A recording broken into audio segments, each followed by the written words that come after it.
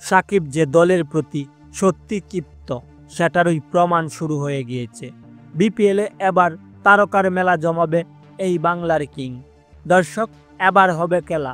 প্রথম ম্যাচে হেরে ক্ষিপ্ত হয়ে এবার বিপিএল মাতাতে দলের হয়ে বিদেশি খেলোয়াড় নিয়ে আসতে চলেছে সাকিব খান।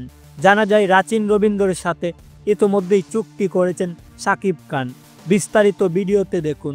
দুর্বার রংপুরের বিপক্ষে নিজেদের প্রথম ম্যাচে বিশাল ব্যবধানে হেরেছে সাকিবের ঢাকা ক্যাপিটালস। মাঠের মধ্যে ক্ষুব্ধ মেজাজে বাইরে এসে দ্বিতীয় ম্যাচের প্রিপারেশন নিয়ে বলতে গেলে সাকিব টি স্পোর্টসকে দেওয়া এক সাক্ষাৎকারে বলেন, বিপিএলে এবার তারকার মেলা জমাবো, তবে দ্বিতীয় ম্যাচে বিদেশি তারকা দিয়েই একাদশের পরিবর্তন হবে।